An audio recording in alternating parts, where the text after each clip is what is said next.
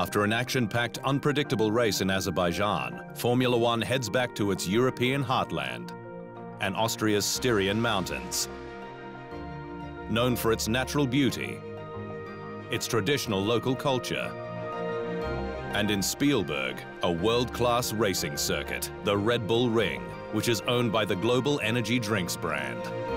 We always get a warm welcome here, the fans, and I feel they're motorsport fans. They love racing, they love everything about, motorsport, the history, but also, us being Red Bull drivers, we get a bit more support.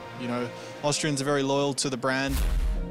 It may be a home track for Red Bull, but the squad has never won there. Mercedes securing all 3 races since the sport returned to Austria in 2014 after an 11-year hiatus.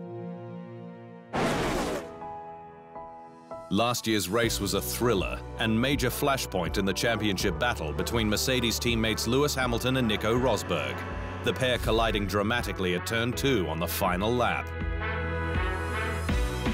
In the melee, Hamilton passed Rosberg to take the 250th win by a British driver. The first time he'd taken victory with a pass on the last lap. He also broke through the 2,000-point barrier. Rosberg limped home in 4th, with Max Verstappen and Kimi Räikkönen passing him for places on the podium.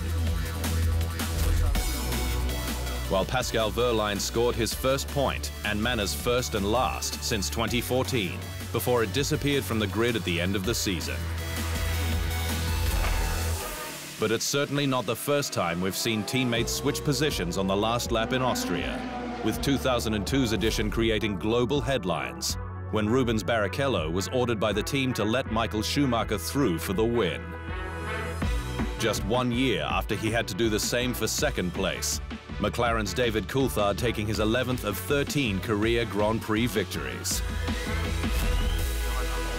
Sporting controversies aside, the Red Bull Ring is revered as a technical challenge and loved by drivers present and past.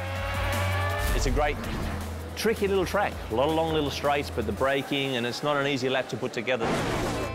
The track has hosted 28 of 29 Austrian GPs, except for the first in 1964, held at Zeltweg Airfield, with Ferrari's Lorenzo Bandini coming home for his one and only F1 win.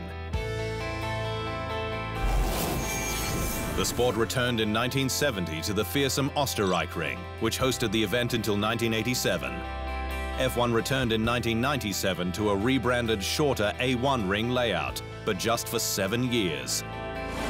Before it was refurbished by Red Bull for 2014, with an all-new pits and paddock complex, state-of-the-art grandstands,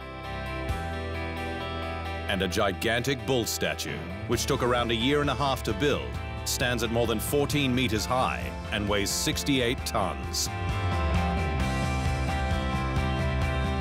The layout, however, has been retained, with the long drag up the hill to the now infamous Turn 2 and twisty infield section.